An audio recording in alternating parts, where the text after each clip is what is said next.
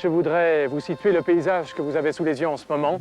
Ce superbe décor, digne des plus grands westerns, appartient en effet à la région de Santa Fe, au sud du Nouveau-Mexique. Alors, me direz-vous, pourquoi avoir choisi pour Turbo aujourd'hui cet état du sud des États-Unis? Eh bien, pour parler de route. Oh, mais pas n'importe quelle route.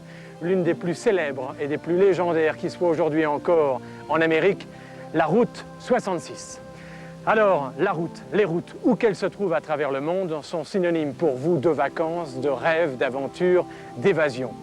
La route, c'est au départ aussi un simple ruban de bitume, comme celui-ci, qui, par le phénomène des ans, peut se transformer en légende, en route de légende, comme le sont en France National 7 et National 6, en Amérique centrale, la panaméricaine, et ici aux États-Unis, la US 1, la numéro 1, et la route 66.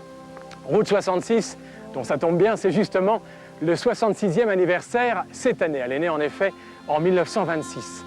Route 66, détruite, abandonnée, perdue en certains endroits, pieusement préservée dans d'autres, mais toujours sentimentalement dans le cœur des Américains. Avant qu'on ne lui préfère les highways, avant qu'elle ne soit remplacée par les grandes autoroutes contemporaines américaines, elle reliait Chicago à Los Angeles, c'est-à-dire du lac Michigan à la côte Pacifique, soit près de 4000 km à travers les États-Unis et 8 États américains, dans l'ordre l'Illinois, le Missouri, le Kansas, l'Oklahoma, le Texas, le Nouveau-Mexique, l'Arizona et la Californie.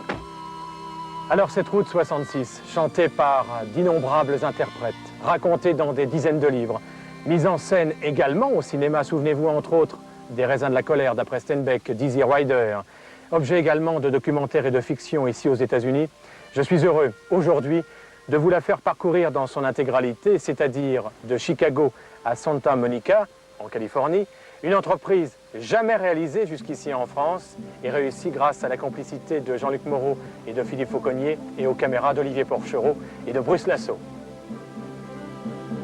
De la ville de Capone aux rives hollywoodiennes, c'est avec Jean-Luc que nous démarrons cette semaine et donc avec Philippe que nous terminerons la semaine prochaine. Soyez sûrs en tout cas qu'avec nous, la route 66 sera bonne et pleine d'imprévus. Et comme le dit la chanson, préparez-vous maintenant to get your kicks on Route 66.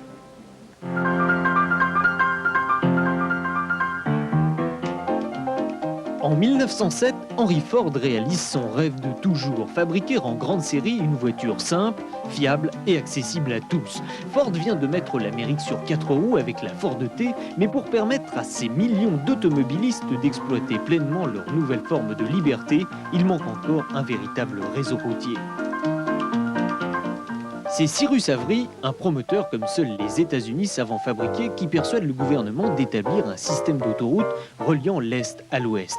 La route 66, c'est son nom, coupe 3 fuseaux horaires et relie Chicago à Los Angeles en reprenant le chemin des pionniers et le tracé d'anciennes pistes indiennes.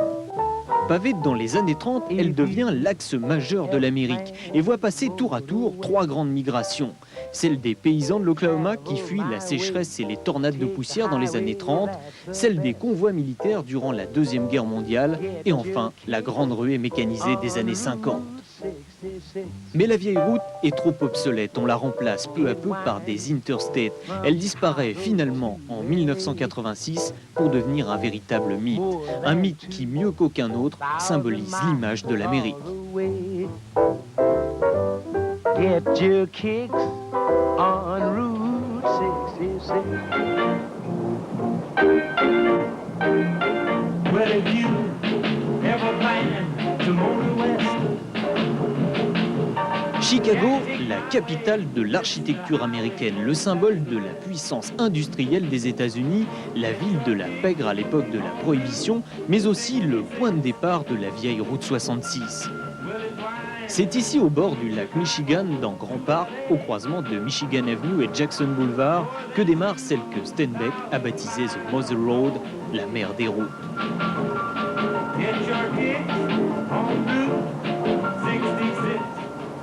Difficile aujourd'hui de retrouver la trace de cette reine des chutes dans le dédale des rues de cette ville tentaculaire. Mais si les panneaux matérialisant la 66 ont disparu, l'esprit, lui, reste. Que ce soit dans un air de Chuck Berry joué par Larry, quelque part dans Adam Street, ou dans le quartier tristement célèbre de Cicero. un lieu où s'étripaient joyeusement les gangsters d'Al Capone et les policiers incorruptibles d'Elliot Ness.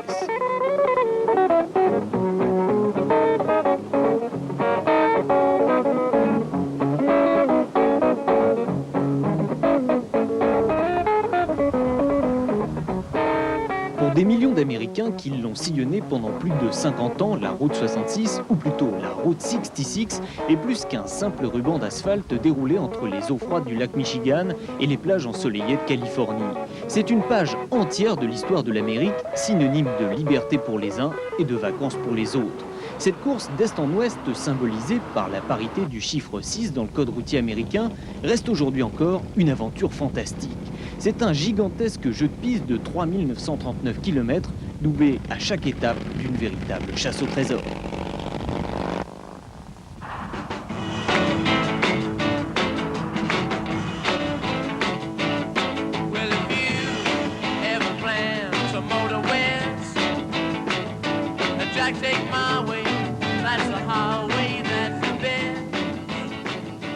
En Illinois, le premier des 8 États traversés par la route 66, la vieille chaussée de béton ocre bordée de petits trottoirs subsiste à plus de 90%.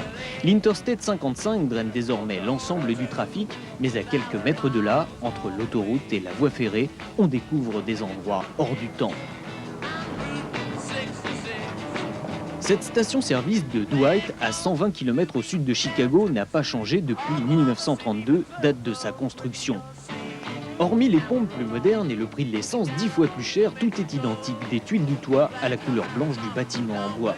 Ainsi, cette halte aurait pu avoir lieu il y a 28 ans, un beau jour de 1964, alors qu'à la radio, un tout jeune groupe reprenait à son tour la chanson de Bobby Troup, Route 66, pour en faire un de ses premiers tubes. C'était les Rolling Stones.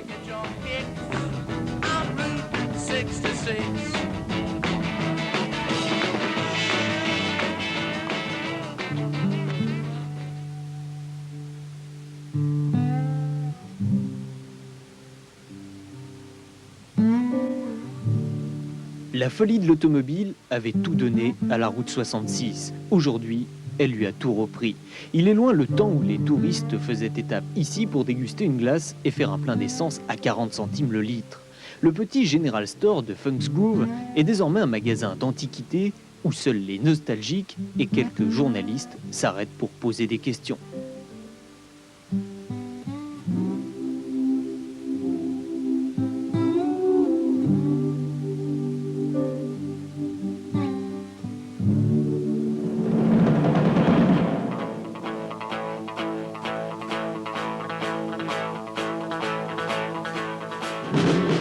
Quelques kilomètres au sud de Funk's Groove, la ville de McLean offre un contraste saisissant.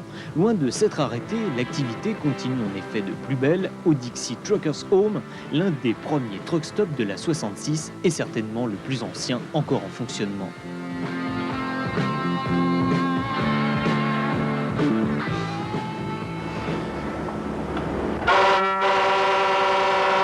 Depuis 1928, date de sa construction, la maison, c'est un record, n'a fermé qu'une seule journée. C'était en 1965 et pour cause d'incendie. On comprend pourquoi les routiers qui empruntent désormais l'autoroute s'arrêtent toujours dans cet endroit que les Américains considèrent comme un véritable monument de la vieille route.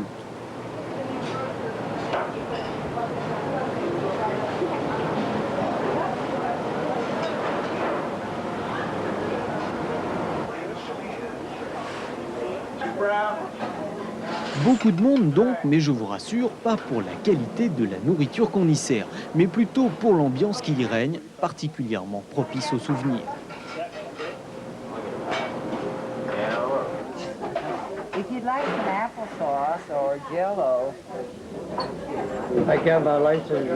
J'ai eu mon permis de conduire à une époque où l'on commençait seulement à donner des permis.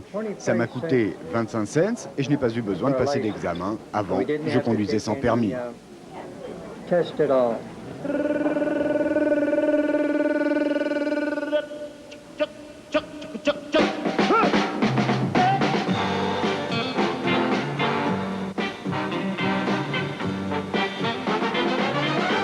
Comme chacun des 8 États traversés par la route 66, l'Illinois a son association. Et cette association a bien entendu son musée, basé ici, chez Dixie. On y commémore les peuples, les lieux et les événements qui ont donné à cet axe majeur son caractère si spécial. Chaque Américain peut y découvrir les fondements de sa culture. On y apprend par exemple que les stations-service, les fast-foods, les drive-in et même les motels sont nés ici, le long de la route 66. Une grande tradition sportive faite de performances. L'automobiliste s'est-il arrêté ici pour ravitailler, comme on disait à ce moment-là? Je sais pas, mais j'imagine que ça doit faire bien longtemps. En tout cas, ce dont je suis sûr, c'est que Bruce et Jean-Luc ont profité de ce break pour faire le plein, eux, de leur Voyager. Prêts à repartir maintenant sur Turbo, on the Route 66. La dernière étape en Illinois est celle qui mène aux portes du Missouri. Des kilomètres d'un paysage d'une rectitude parfaite qui ne se plisse légèrement qu'à l'approche du fleuve Mississippi. C'est là, dans les quelques lacets que décrit la mère des routes, que vient mourir une race de chevaux à 4 roues.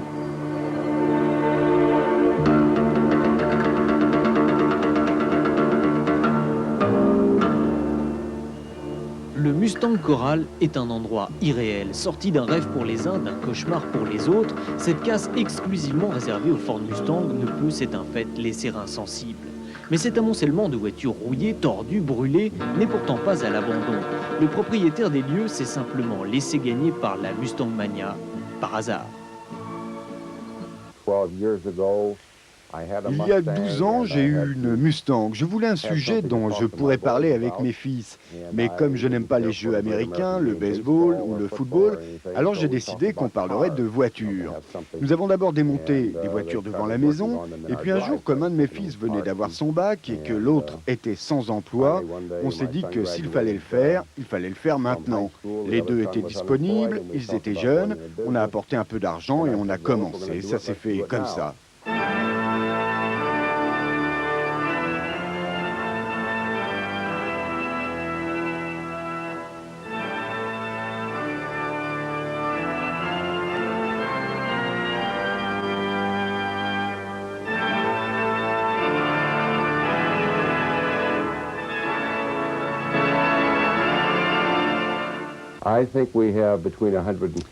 Je pense qu'on a entre 150 et 200 voitures. Certaines peuvent être restaurées, les autres servent pour les pièces. On commence à manquer de place. On a bien 2 ou 3 hectares, mais c'est plein. Il faudrait démonter les voitures pour récupérer un peu de terrain maintenant.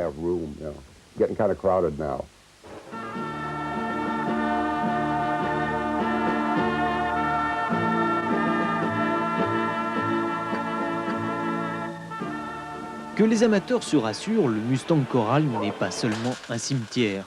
Dans l'atelier, on redonne vie aux modèles les plus nobles de la race. Mustang Shelby, modèle fastback ou cabriolet, retrouvent ici leur jeunesse à une seule condition, qu'ils aient été construits entre 1964 et 1973, les années des Mustangs classiques, celles avec lesquelles on pouvait partir à la conquête de l'Ouest sur la route 66. On voit beaucoup de gens qui nous rendent visite alors qu'ils cherchent les portions de la vieille route. Une fois, j'ai reçu un homme qui suivait la route 66 dans une Mustang 65 cabriolet. Vous savez, on le sent, cette route. C'est vraiment une passion.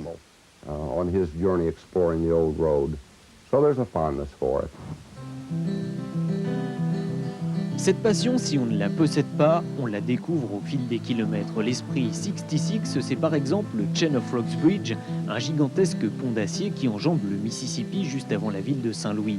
Un monument ouvert en 1927 et aujourd'hui définitivement fermé.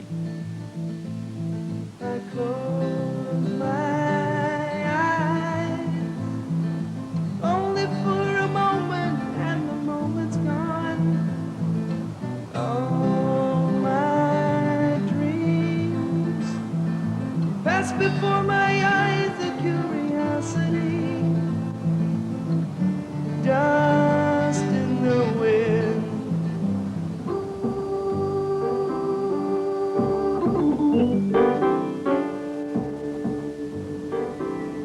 Sur les bords du Mississippi, la ville de Saint-Louis est la première étape de la route 66 dans l'état du Missouri. Saint-Louis, c'est la ville du jazz, le théâtre des aventures de Tom Sawyer, mais aussi l'apparition des premiers signes tangibles d'une architecture directement liée à la vie de la vieille autoroute.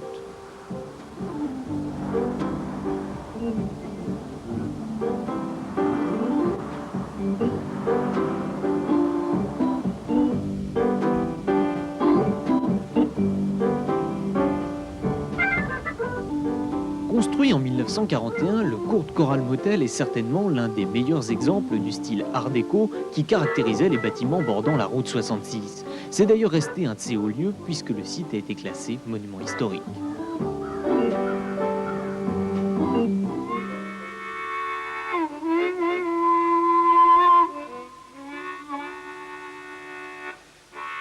Avant de quitter la banlieue de Saint-Louis, halte obligatoire à Kirkwood, au Musée national des transports. Certainement l'une des plus belles collections de machines à vapeur de tous les États-Unis.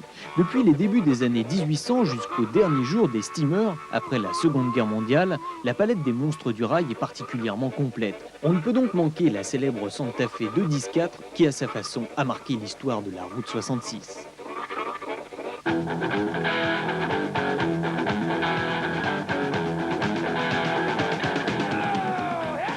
C'est depuis ces sièges confortables que les passagers du train assistaient en spectateurs passifs à l'une des plus âpres batailles de la ruée vers l'ouest, celle qui opposait la lourde locomotive de 600 tonnes aux automobiles toujours plus puissantes qui empruntaient la route 66 parallèle à la voie ferrée. L'issue du combat verra bien souvent la victoire du train, plus confortable, moins fatigant et surtout plus sûr.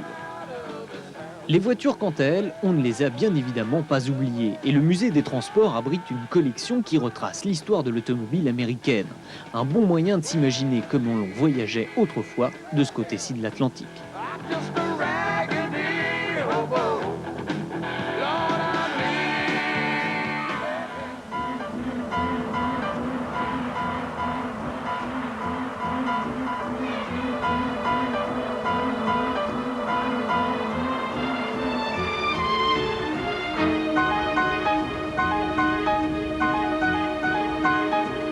Chanté, évoqué dans de nombreux livres, thème de multiples films, la Route 66 est même devenue un feuilleton télévisé à succès dans les années 60. Todd et Buzz, les deux héros de cette série, y élucidaient d'étranges histoires policières. Et les 4000 km de la Route 66 étaient le théâtre d'étonnantes rencontres, comme on en fait encore aujourd'hui. Mon nom est Carter Lebeau, j'habite Moline, dans l'Illinois, et nous faisons la route 66 à vélo depuis Los Angeles jusqu'à Chicago pour célébrer le 66e anniversaire de la route et mon 66e anniversaire aussi. On fait probablement entre 50 et 100 miles par jour avec une moyenne de 75 miles. Ce qui est différent en vélo par rapport à la voiture, c'est qu'on peut s'arrêter dans tous les endroits possibles, tellement on se déplace lentement. Il n'y a pas de compromis pour choisir si on va s'arrêter au Tipi Motel ou au El Rancho, parce qu'on peut faire les deux. Chacun est une attraction.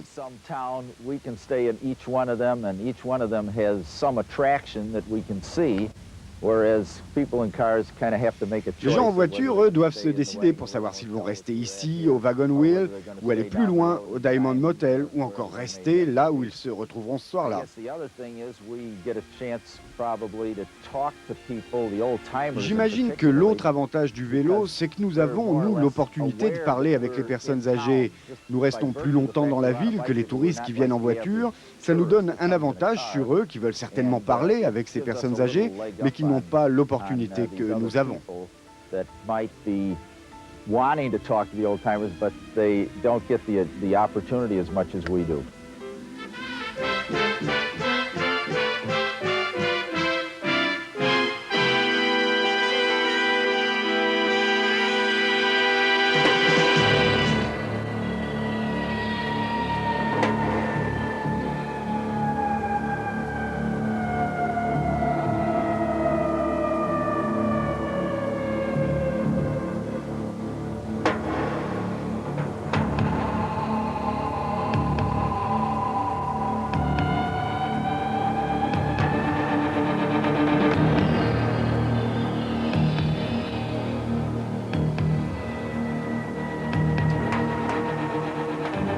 Cuba est une ville du Missouri comme les autres. Ici, comme dans beaucoup d'autres endroits, le temps s'est arrêté le jour où la route 66 a cessé d'exister.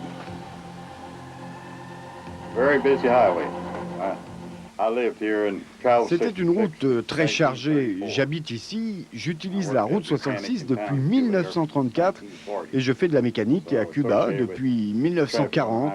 C'est pour ça que la route 66 a un rapport important avec ma vie. Parfois, il y avait vraiment des embouteillages. J'ai vu des bouchons de 3 km en fil continu. Il suffisait qu'une voiture tombe en panne pour qu'il y ait un carambolage. Et alors là, ça durait jusqu'à ce qu'on débloque la situation.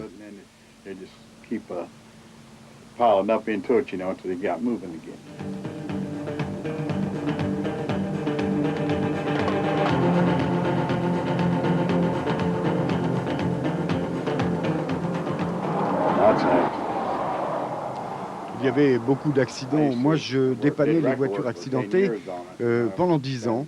Il y avait vraiment des collisions terribles. Un soir, sur le pont qui est à 4 miles d'ici, un camion a percuté une voiture de face et 3 autres voitures sont venues s'encastrer dedans. Tout ça, ça a bloqué l'autoroute. Ça arrivait souvent.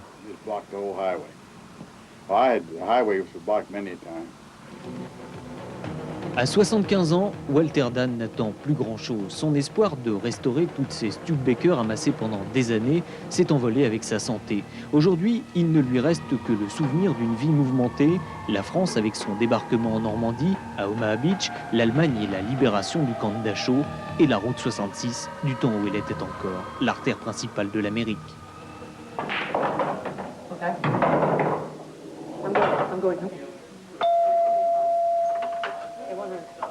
Got it?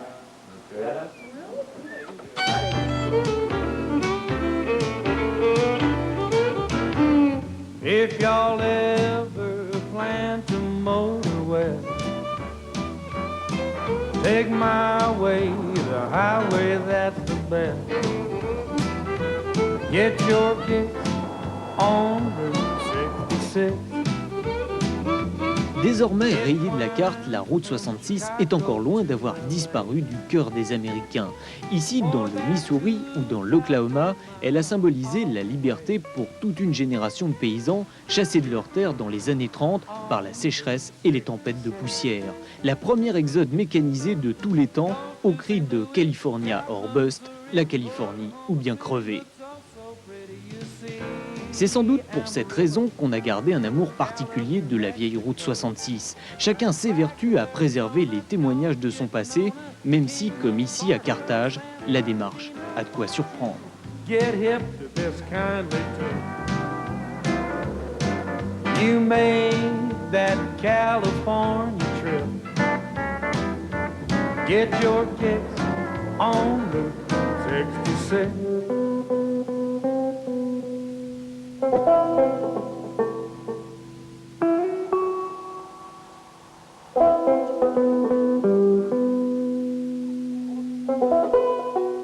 Ce cinéma de plein air est fermé depuis bientôt 20 ans. Et pourtant, le spectacle y est permanent. Le film qu'on y joue est digne des plus grands scénarios catastrophes. Son titre, Bloody Highway ou La route sanglante.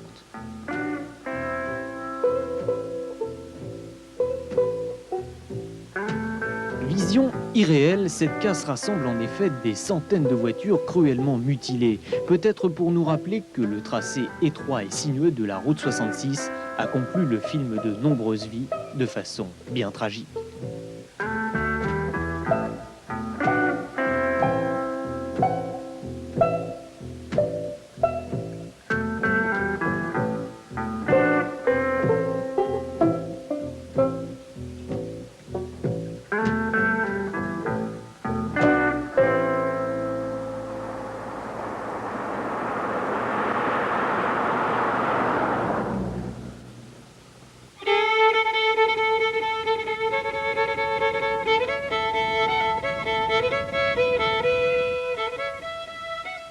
Après un court passage d'une vingtaine de kilomètres au Kansas, la route 66 arrive en Oklahoma. La porte du Sud, le pays des bisons, des Indiens Cherokee, Arapaho, Cheyenne et bien sûr des cow-boys dont nous avons décidé d'adopter le look pour passer inaperçu. Enfin, presque.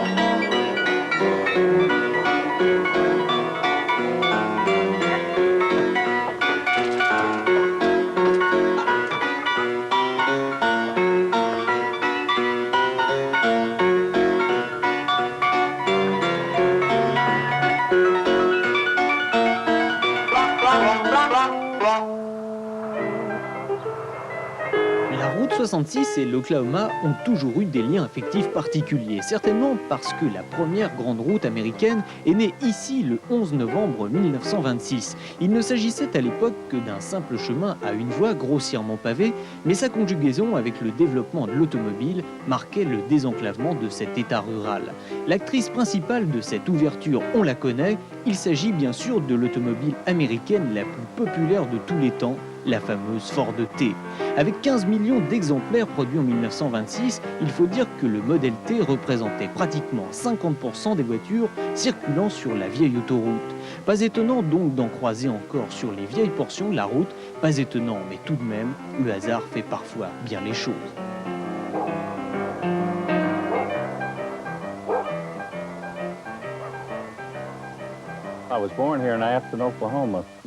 Je suis né ici, à Aston, en Oklahoma, le 20 mai 1926, et j'ai maintenant 66 ans. J'ai vécu ici toute ma vie, excepté pendant la Seconde Guerre mondiale. Ma profession était croque-mort, et maintenant je suis à la retraite, et mon hobby est aujourd'hui la restauration de Ford T, et puis aussi d'essayer de finir ma vie en étant le plus utile possible. Malgré sa modestie, on peut le dire, Melvin Burks fait partie des gens qui ont marqué l'histoire. Pilote pendant la guerre, c'est lui qui a fait les premières photos d'Hiroshima après la bombe. Pas grand-chose à voir avec ses occupations du jour, et principalement les Ford T. Il en possède 4, dont celle-ci de 1926, qui fête donc elle aussi ses 66 ans. Je vous le disais, le hasard fait parfois très bien les choses.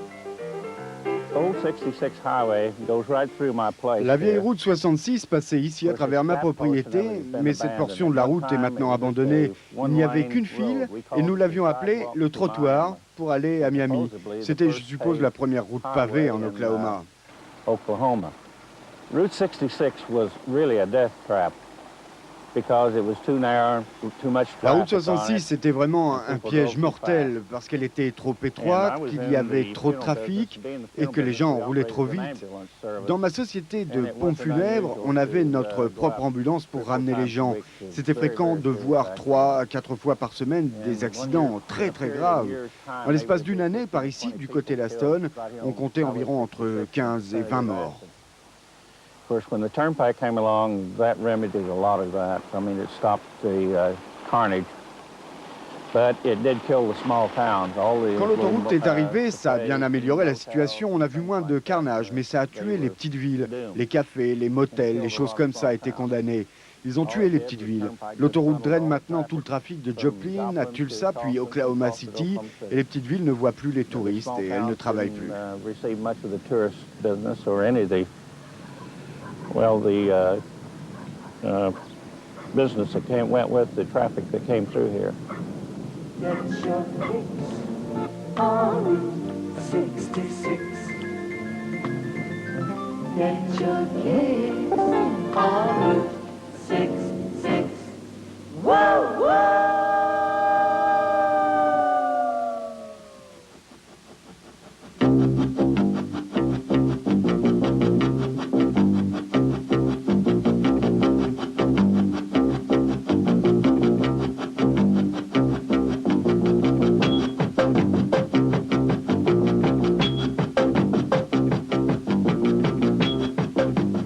Oklahoma City, c'est l'exemple type de la ville champignon. Au début du siècle, plus de 10 000 personnes y arrivèrent en une seule journée lorsque l'État américain décida de distribuer ses terres jusque-là vierges. La suite de l'expansion, c'est bien sûr la découverte de l'or noir qui, dans les années 30, en fit la capitale mondiale du pétrole. 1400 derricks entouraient la ville. On comprend pourquoi, ici, les pompiers ont toujours eu une importance capitale.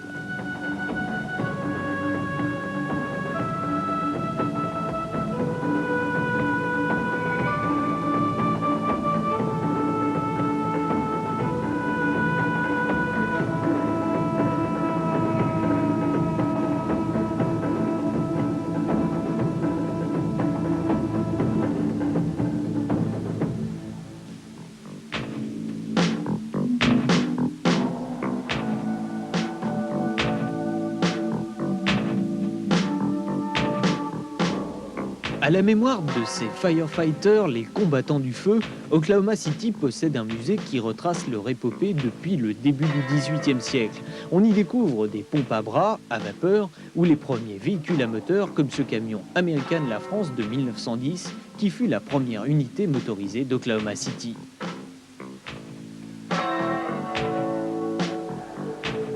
À cette époque bénie où le pétrole et donc l'argent coulaient à flot, rien n'était trop beau pour les pompiers de l'Oklahoma. D'ailleurs, la devise de Lawrence Fox Engine Company, un fabricant de matériel, était « Rien n'est trop bon pour combattre le feu, c'est pour cela que nous ne faisons rien d'autre que le meilleur ». En 1920, le meilleur, c'était donc cet Aren Fox à pompe frontale, vendu 11 035 $ à l'époque.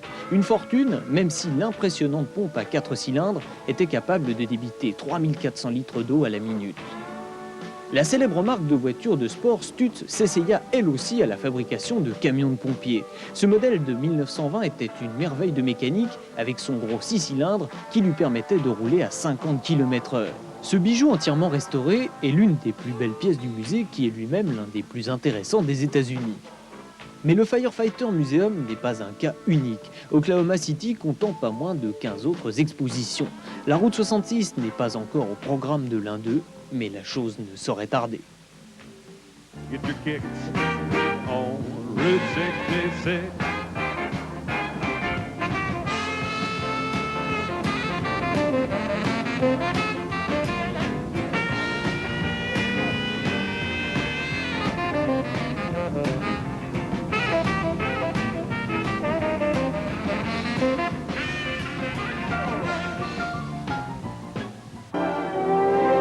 Notre aventure sur la 66.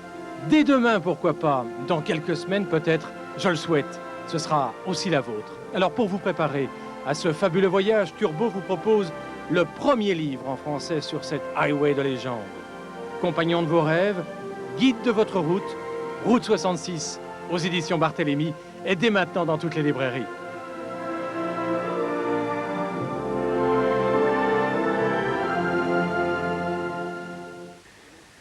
Il est des moments, croyez-moi, dans la vie où il faut savoir prendre de la hauteur. Et il ne faut pas hésiter quand on s'embarque pour un voyage de 4000 km. 4000 km pendant 2 semaines à travers les États-Unis, avec Turbo, sur M6, sur la route 66.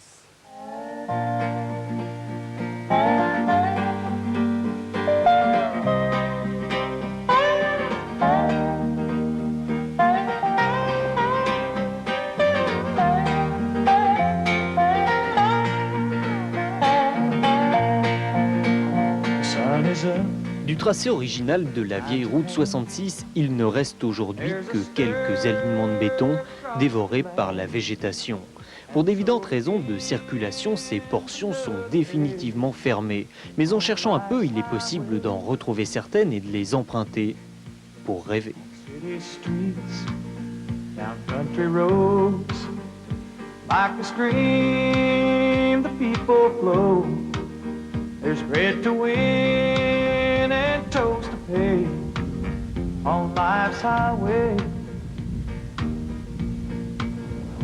There is hope with every turn, a bridge to build. Des 8 États traversés, l'Oklahoma est certainement le plus conservateur. C'est peut-être parce que la route 66 est née ici que l'on n'a pas osé effacer les traces de son passage.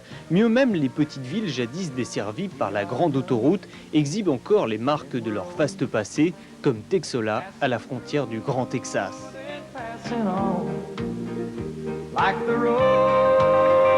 Texola, c'est une histoire mouvementée. Le nom de la ville déjà fut changé de nombreuses fois avant que l'on ne trouve celui-ci, une contraction de Texas et Oklahoma. La portion de la 66 qui coupait littéralement le village en deux et qui empêchait parfois les habitants de traverser pendant des heures entières possédait pas moins de 6 voies. Depuis sa fermeture en 1963, Texola est devenue une ville fantôme, plus aucune voiture n'y passe, sauf peut-être celle de quelques rares touristes qui s'arrêtent pour photographier la minuscule prison construite en 1910.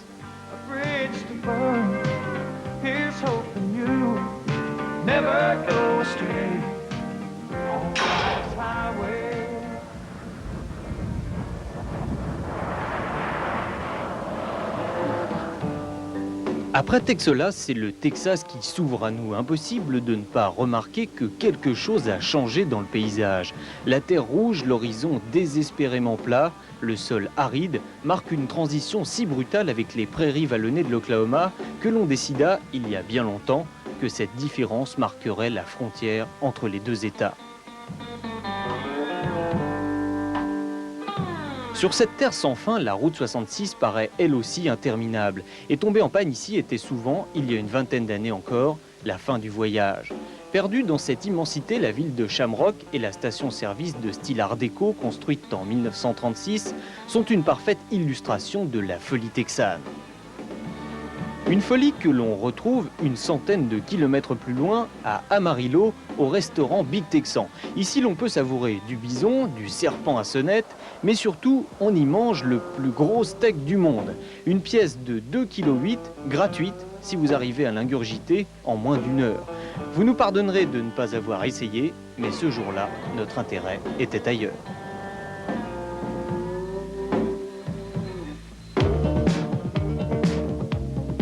Sur le parking du motel voisin nous attendait une Mercury 8 de 1948 et une Chevrolet Bel Air de 1955. La première génération de moteurs V8 fabriqués par Ford est le modèle le plus populaire des années 50 produit par General Motors. Deux mythes automobiles de l'Amérique au même titre que la route 66.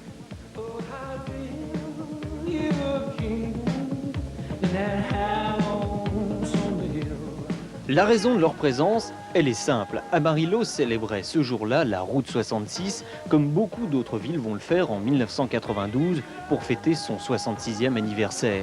Au programme, exposition de voitures anciennes, balade sur la vieille route et bien sûr concert avec le groupe Asleep at the Wheel, traduisez les endormis au volant, puisque vous le savez, quand on parle de la route 66, tout commence et tout finit en chanson. On the hill, looking out for love.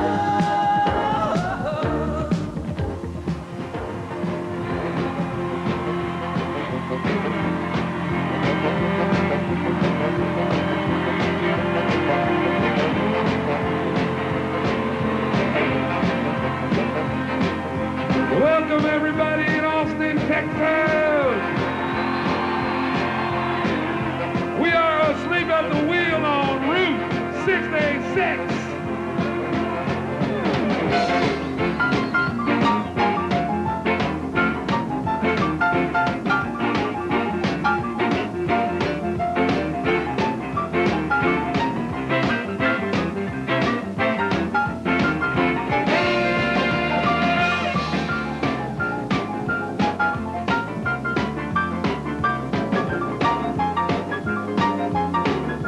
There's that boogie woogie piano.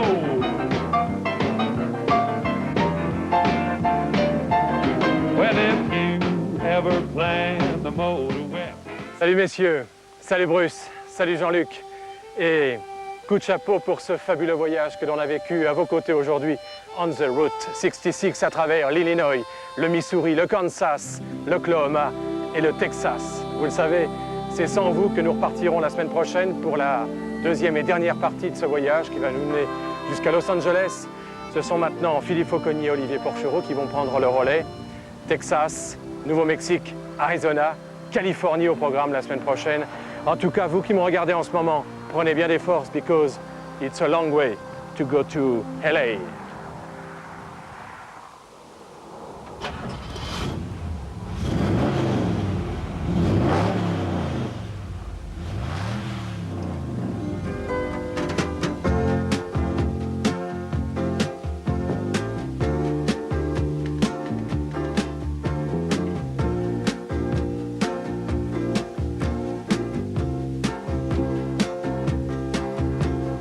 Drowning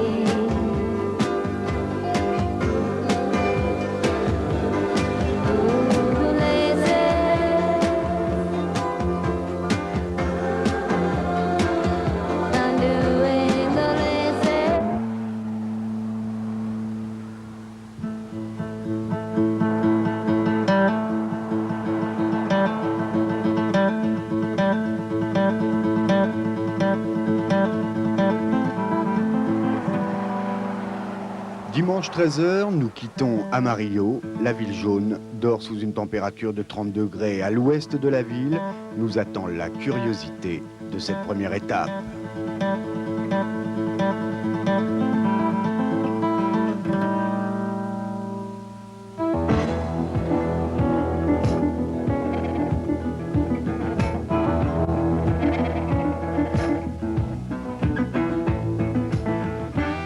Le Cadillac Ranch est l'œuvre d'une équipe d'architectes dirigée par Stanley Marsh III. En 1974, ce fils et petit-fils de milliardaire décide d'élever un monument à la gloire de l'Amérique. Il recherche un symbole, la Cadillac s'impose à cet adepte du pop art. La Cadillac représente, dira-t-il, l'argent, le rêve et la liberté, des valeurs américaines immuables. Le pop art, c'est l'art populaire. Chacun est donc appelé à noter ici ce qui lui passe par la tête.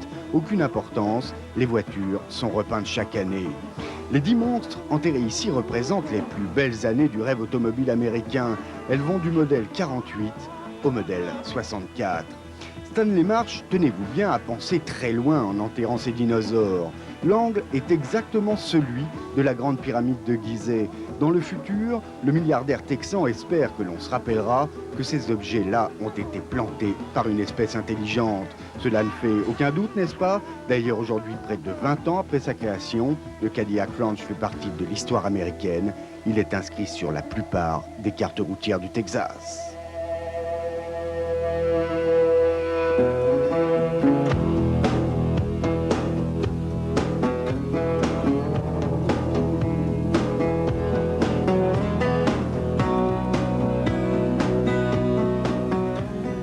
Terrain plat, motel et station-service abandonnés, nous atteindrons Glen Rio en fin d'après-midi. Le Texas Longhorn, premier et dernier motel de l'État, est fermé depuis 10 ans déjà. Ses propriétaires ont ouvert un relais sur l'autoroute à quelques miles de là. Ici, c'est le visage de Stephen qui nous accueille. Glen Rio, c'est la frontière entre le Texas et le Nouveau-Mexique, frontière, un bien grand mot pour ce trou perdu où subsistent seulement 4 familles. Autrefois régnait ici l'activité d'une grande route nationale. C'est fini. Premier tour de roue au Nouveau-Mexique, à 50 km de là, nous avons rendez-vous à Santa Rosa.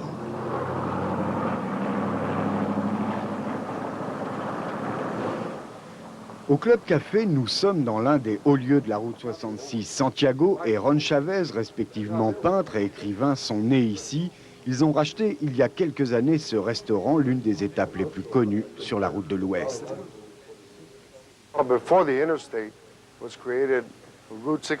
Avant que l'autoroute 40 ne soit construite, la route 66 passait ici, devant le restaurant. C'était une route à 2 voies, il n'existait pas de route à 4 voies à cette époque. C'était une rue étroite et le trafic était très intense. Beaucoup de familles de la ville avaient des enfants qui travaillaient là. Et puis, des étudiants y trouvaient un job pour l'été. Nous avons grandi ici et la plupart des enfants travaillaient comme cireurs de chaussures devant le restaurant. Et puis, pour avoir de l'avancement, on passait à la plonge pour finir serveur.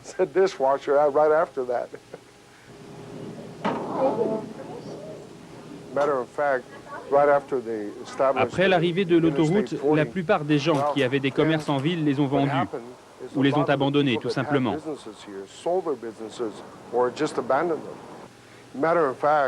Aujourd'hui, certaines personnes ont décidé de promouvoir à nouveau la route 66, juste pour éviter qu'elle ne soit purement et simplement rayée de la carte. Ces gens ont dit « Hé, une minute, il faut sauver cette route dans tous les endroits où elle existe encore, entre Los Angeles et Chicago. »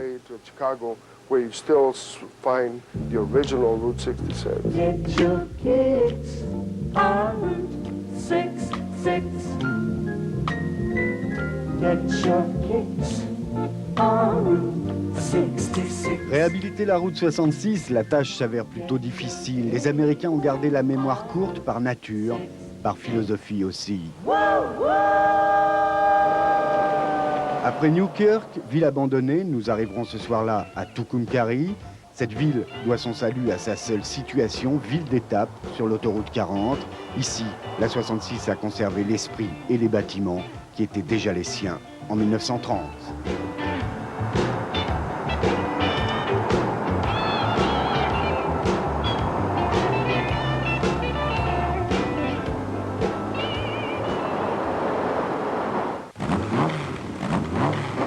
Les grandes étendues désertiques jusqu'à l'horizon, le ranch, l'éolienne, il ne manque que les cow-boys et les grands troupeaux pour parfaire cette image de l'Amérique, symbole que nous connaissons tous. Et bien justement, nous poursuivons maintenant notre voyage sur la route 66 à travers ces grandes plaines du Nouveau-Mexique.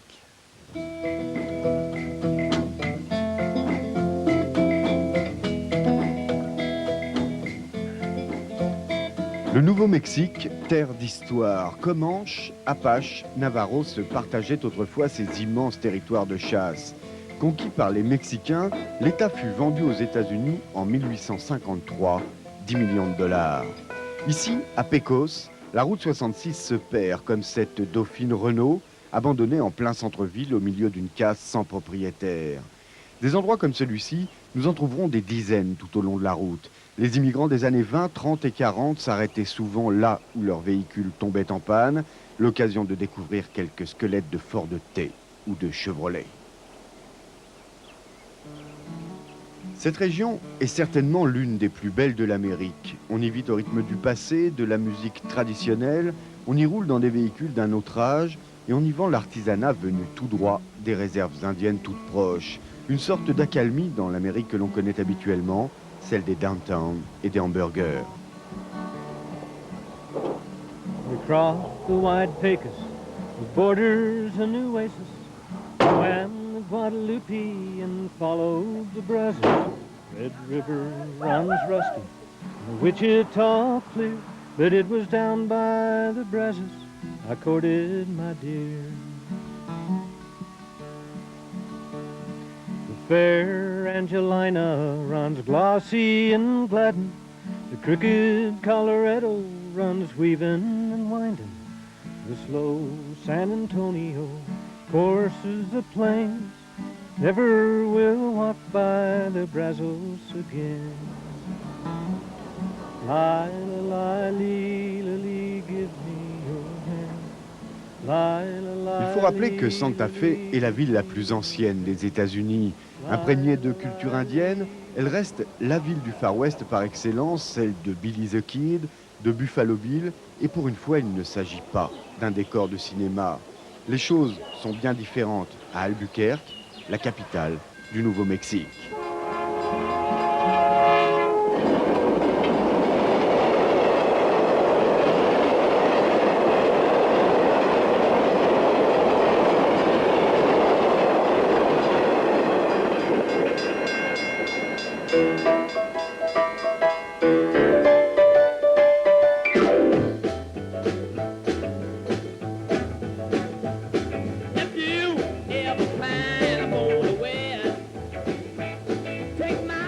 Nous sommes au 66 Dinner. Ce café-restaurant, ouvert au début des années 80 dans une ancienne station-service, fait une large part au souvenir. Cet endroit est devenu le lieu de rencontre de tous les défenseurs de la route 66. Parmi eux, celui qui se fait appeler Monsieur Enjoliver et qui tient son commerce à quelques blocs de là.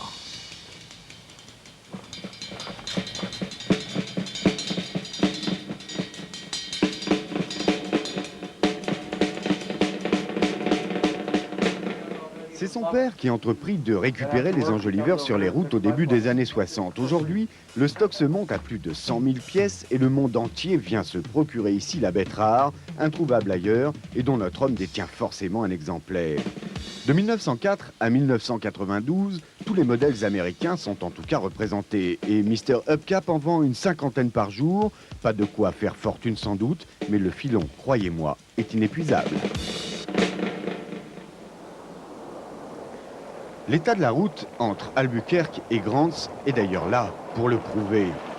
Pour Thomas Lamans, ce ne fut pas non plus la fortune dans ce commerce. Coincé entre l'autoroute, la route 66 et la voie ferrée, sa maison reste pourtant un point d'attraction sur la 66 et cet ancien libraire s'estime satisfait. Il n'a pas eu besoin, lui, de poursuivre sa route vers l'ouest pour subsister. Aujourd'hui, il fait volontiers visiter sa collection de curiosités automobiles.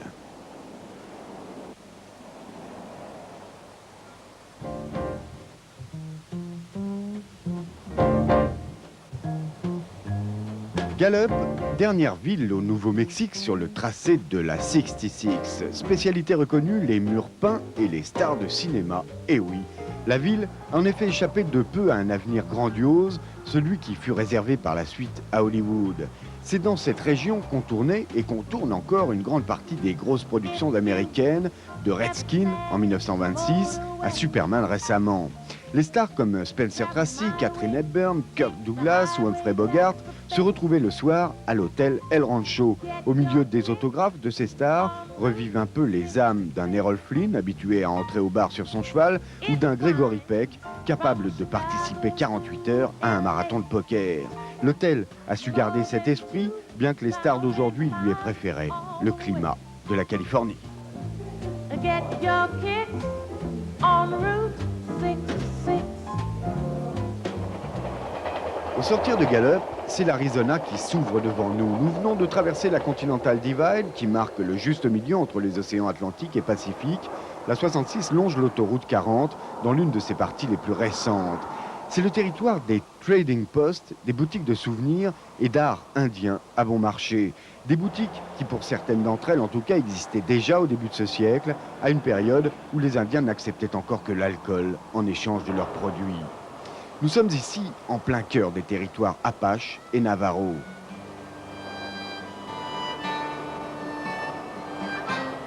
Aujourd'hui, zone franche entre Nouveau-Mexique et Arizona, les chauffeurs de poids lourds font donc étape ici pour acheter alcool et cigarettes hors taxe. Quant à la route 66, elle a été dans cette région définitivement tuée par l'autoroute et la retrouver devient un véritable casse-tête.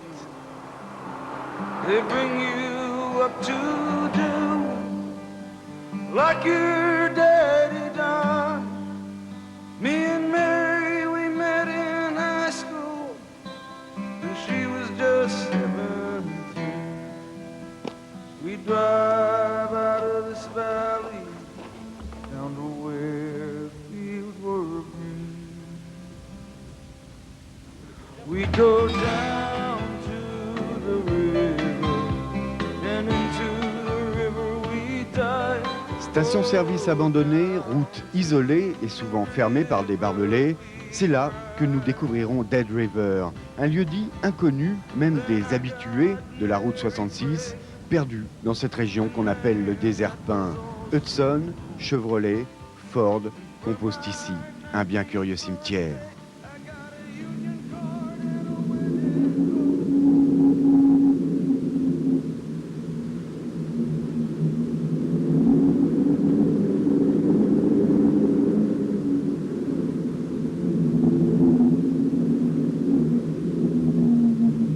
À quelques miles de là, près de Holbrook, entre Gallup et Flagstaff, habite Niall Rockwell, surnommé Rocky.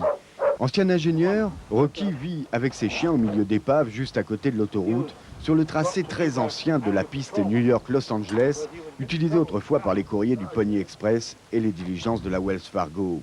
C'est sur l'emplacement de l'un de ces anciens relais, près de Fort Apache, que Rocky conserve tout et vend encore quelques pièces à des collectionneurs de passage. Comme beaucoup d'autres, Rocky n'a pas choisi ce lieu. Ses parents s'y sont arrêtés en 1933 sur la route de l'Ouest. C'est ici, par exemple, qu'il fabriqua ce dragster en 1934, un endroit chargé de souvenirs pour lui et où notre homme a découvert la liberté. Pourquoi alors aller la chercher plus loin ?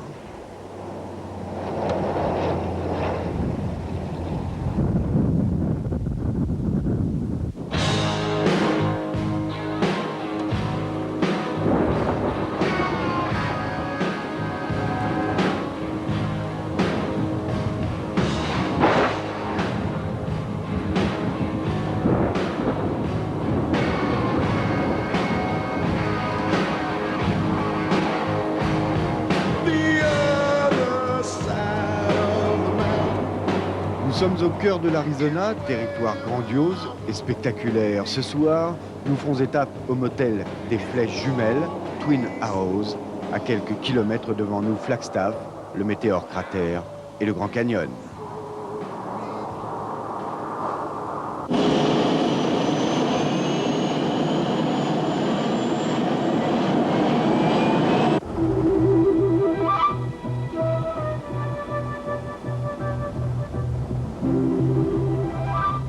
Voici le cratère de météorite connu pour être le mieux conservé du monde.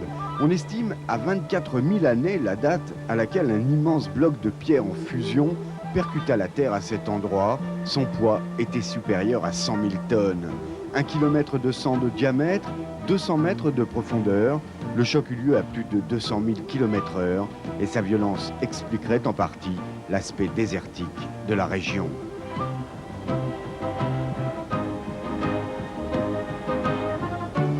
Moins impressionnante, la route 66 passe à proximité de cette curiosité, mais ici, elle n'est plus que l'ombre d'elle-même.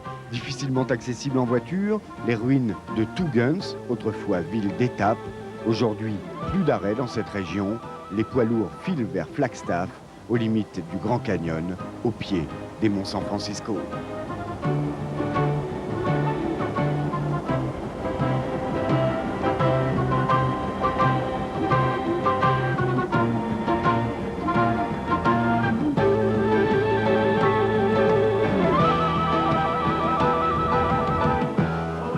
Important centre ferroviaire depuis le 19e siècle, avant même que naisse l'idée de créer la route 66, Flagstaff possède une université, des spectacles, des commerces, tout est donc réuni ici, d'autant que cette ville fut l'une des dernières à être contournée par l'autoroute.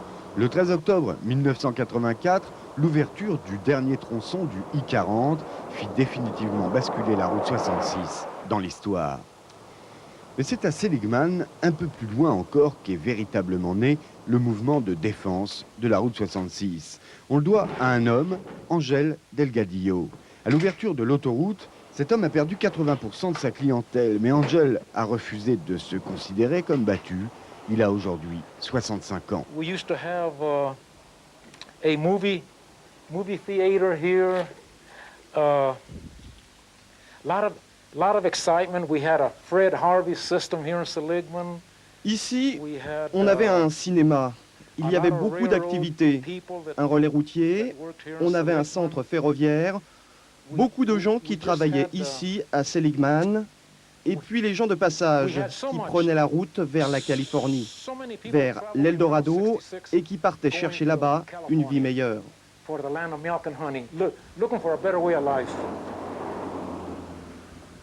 There was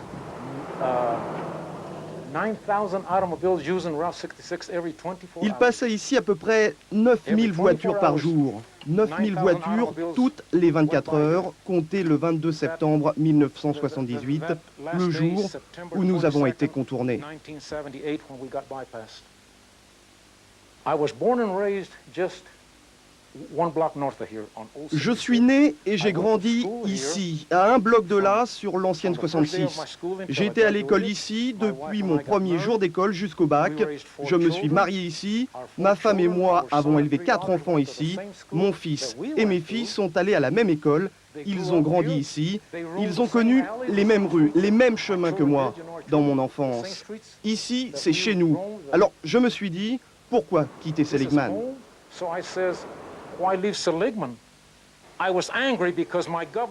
Tout cela, ça m'a mis en colère parce que mon gouvernement a contourné mon village sans nous consulter. En plus, sur l'autoroute entre Flagstaff et Ash Fork, il n'y avait pas un panneau pour indiquer l'existence de Seligman. Alors en Arizona, nous avons été les premiers à créer une association de défense de la route 66. On a été les premiers ici à Seligman. Aujourd'hui, les choses s'arrangent parce que les gens veulent visiter l'Amérique et l'Amérique, c'est nous, c'est toutes les petites villes. America are the small towns.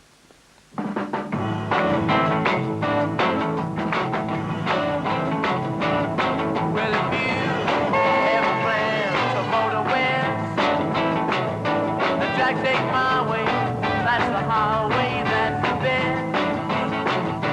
Get your kicks on Route 66.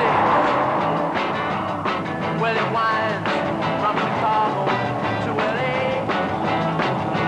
More than 2,000 miles all the way. Get your kicks on Route 66. Where it goes from St. Louis down to Missouri, all city looks so pretty on sea.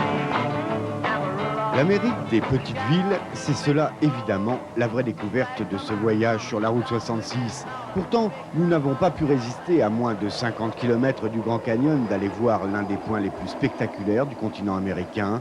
Par pure curiosité, attachez vos ceintures.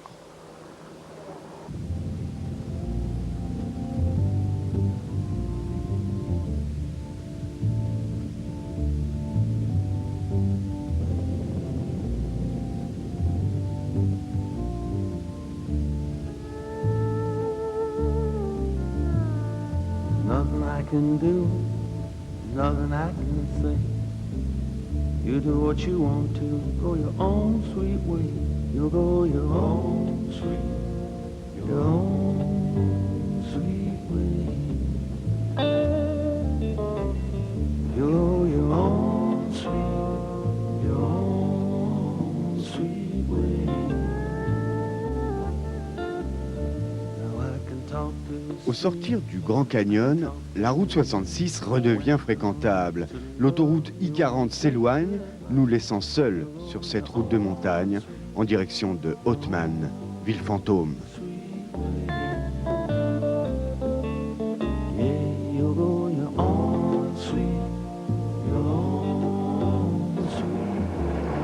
Un bref arrêt dans le curieux bric-à-brac de John le Polonais, John the Pollock, qui vend tout et n'importe quoi en philosophant sur la vie, la politique et la route 66. This space that we're in together is like a jail. We can make it comfortable or we can make it tough. And we're making it tough because we're not voting for what, we're voting for who. What is the law? À Oatman, malheureusement, une mauvaise surprise nous attend. La ville n'est plus fantôme du tout, bien au contraire. Hamburger et ice cream ont retrouvé ici les ombres de Clark Gable et Carole Lombard qui venaient y chercher la paix, loin d'Hollywood et de ses tracas. À Oatman, on tournait autrefois la plupart des westerns de la grande époque. C'est bien fini aujourd'hui.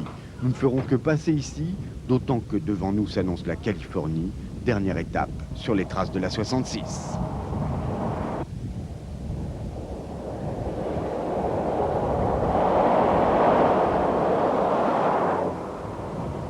Pour ses débuts en Californie, la 66 fait plutôt grise mine. Deux solutions s'offrent alors aux voyageurs pour joindre Barstow, l'autoroute ou la voie ferrée.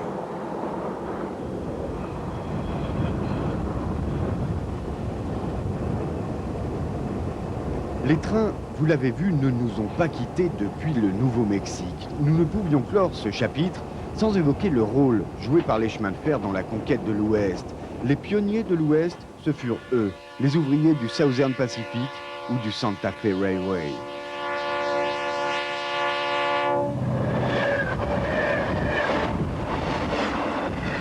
Ce sont eux qui peuplèrent le cœur de l'Amérique en créant tout au long des voies nouvelles les villes dont les noms restent aujourd'hui attachés aux souvenirs de la route 66. Oklahoma City, Amarillo, Gallup, Flagstaff et tant d'autres.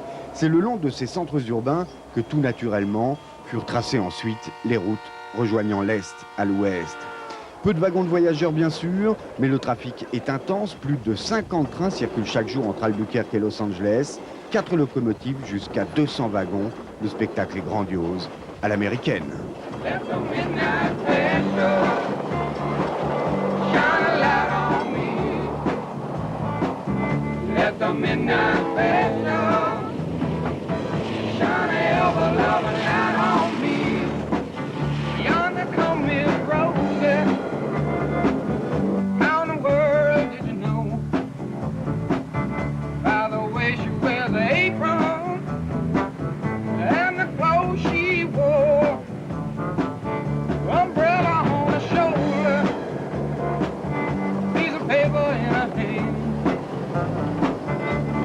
Come to see the governor.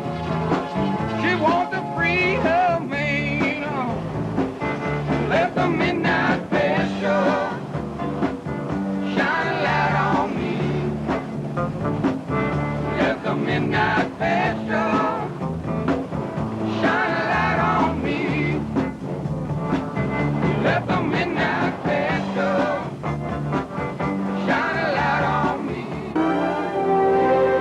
autre aventure sur la 66. Dès demain, pourquoi pas. Dans quelques semaines, peut-être, je le souhaite. Ce sera aussi la vôtre. Alors, pour vous préparer à ce fabuleux voyage, Turbo vous propose le premier livre en français sur cette highway de légende. Compagnon de vos rêves, guide de votre route, Route 66, aux éditions Barthélemy, et dès maintenant dans toutes les librairies.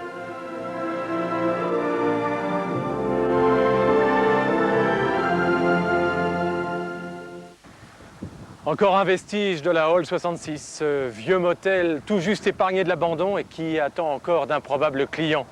Un lieu étrange renforcé par la présence de ces carcasses de voitures. Peut-être, qui sait, comme dans Psychose de Hitchcock, les autos des clients qui ont été zigouillés ici. Il nous reste encore quelques kilomètres à franchir avant d'arriver à Los Angeles. Bien d'autres surprises encore à découvrir dans la direction de l'ouest.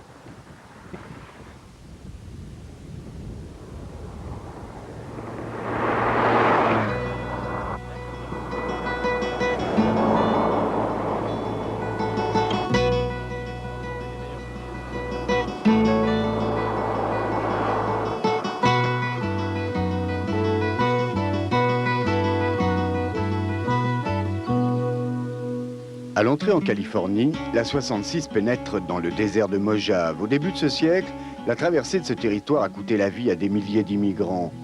Essex, autrefois ville de passage, retourne doucement à l'abandon. Doug Smith habite ici depuis 62 ans.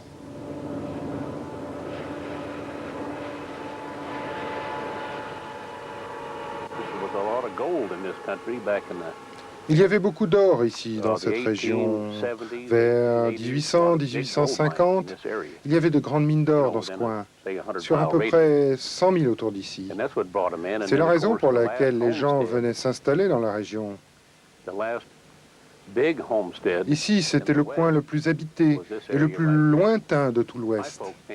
Ma famille a débarqué, pour ça, du Nebraska, et ils ont habité à côté d'ici, un village appelé Lunsfair qui n'existe plus aujourd'hui.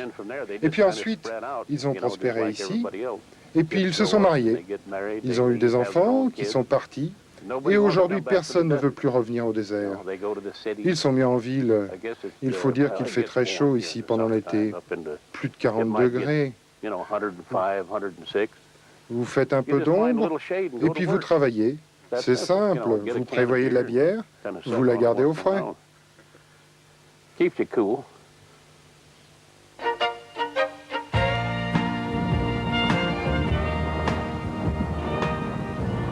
Dans la traversée du désert sur le bord de la route, les voyageurs ont inscrit leur nom, une sorte de rituel, de message comme pour lutter contre la désolation de l'endroit. Ici, les noms de villages font rêver à d'autres déserts. Siam, Cadiz, Bagdad, Sibéria. À Amboy, nous retrouvons l'un des hauts lieux de la route 66. Le Royce existe depuis 1933.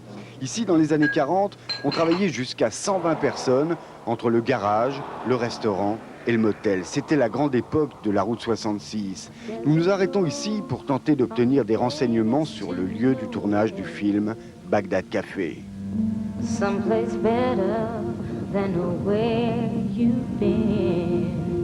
Mais Bagdad est un lieu-dit, une sorte de gare de triage située à 3 miles de Amboy.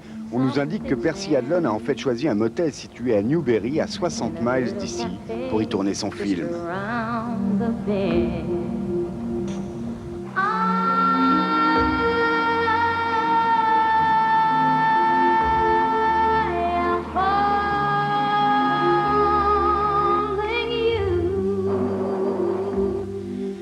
Notre déception est immense, plus rien ne subsiste du décor du film.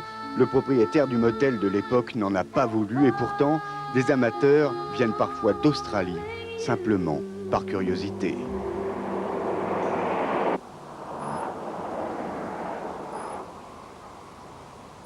Le lendemain matin, nous prenons la direction de San Bernardino. À Victorville, c'est l'étonnant bric-à-brac de Ray Stubbs qui nous arrête. Chez ce brocanteur, on trouve à vendre absolument tout, de la voiture de pompier jusqu'au comptoir d'un vieux post-office. Spécialiste de la vente aux enchères, Ray est un antiquaire à l'américaine. L'homme est chaleureux et accueillant. Pour lui, les affaires marchent très bien, merci. Il exporte ses curiosités dans le monde entier.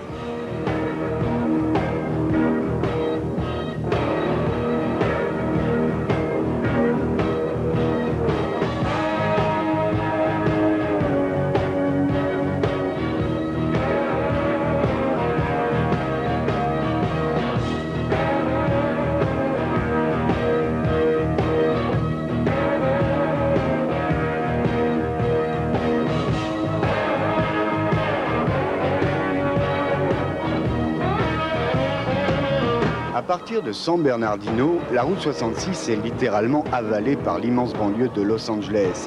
Nous ne quitterons plus la ville désormais. Fontana, Cucamonga, Clermont, Rialto, où nous découvrons le Wigwam Motel, chambre, bar et climatisation dans un tipi en béton. Face à nous, Los Angeles, où nous avons rendez-vous avec l'homme sans qui nous n'aurions peut-être jamais parcouru le vieil highway. Bobby Troup est auteur-compositeur, c'est lui qui écrivit la chanson Route 66. Il est aujourd'hui âgé de 74 ans.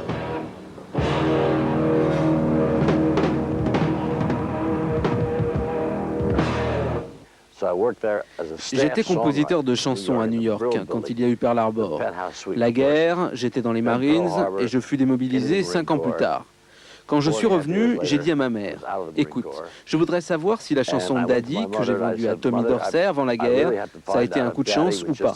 Parce que c'est ça que je veux faire, écrire des chansons. » Et il y avait 2 endroits seulement où on pouvait exercer le métier. New York ou la côte ouest. Et moi, c'était la côte ouest qui m'excitait le plus. Get your kicks on Route 66. Pendant le voyage, ma femme Cynthia regardait la carte.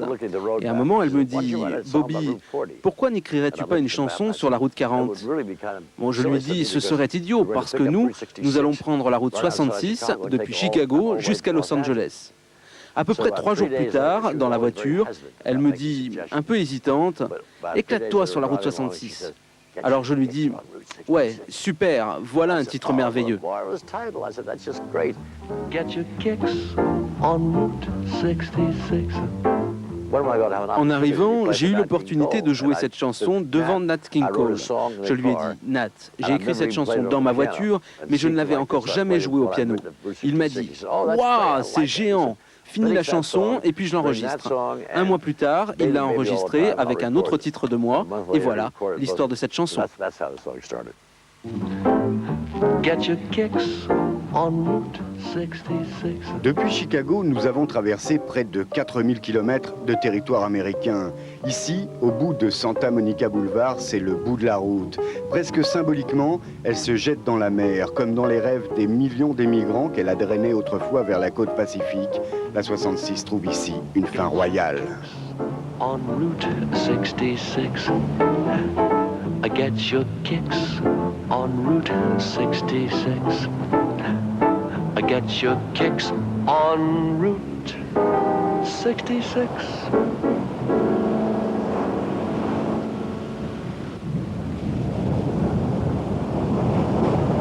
Vous voyez, c'est comme toujours, comme dans les meilleurs romans, comme dans les meilleurs films, on appréhende son arrivée, on retarde au maximum l'arrivée du mot fin. Hélas, cette fois-ci, c'est encore malheureusement la bonne. Vous me direz que l'histoire de la 66 touche elle-même à sa fin. En tout cas, moi, ça m'a donné une autre idée. Si vous êtes d'accord, la prochaine fois, on se fait ensemble une autre route mythique américaine, la US 1 qui part de la frontière du Canada et qui descend jusqu'à la péninsule de Floride. D'accord, ça vous emballe? Eh bien, c'est noté. Bon, ben maintenant, moi, il faut que je rentre, hein.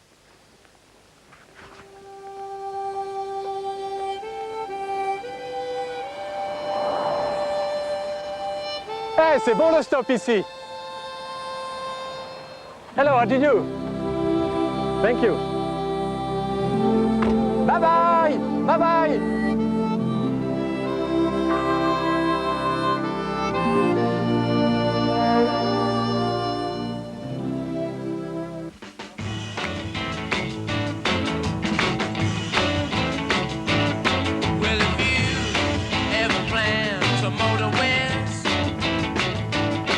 Take my way, that's the highway, that's the best. Get your kicks on Route 66. Well, it winds from Chicago to LA, more than 2,000 miles all the way. Get your kicks on Route 66.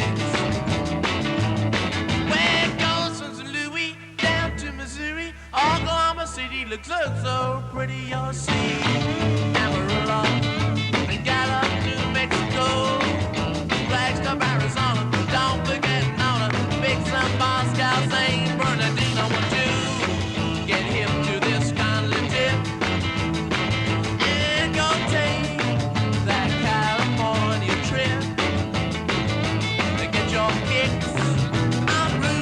66.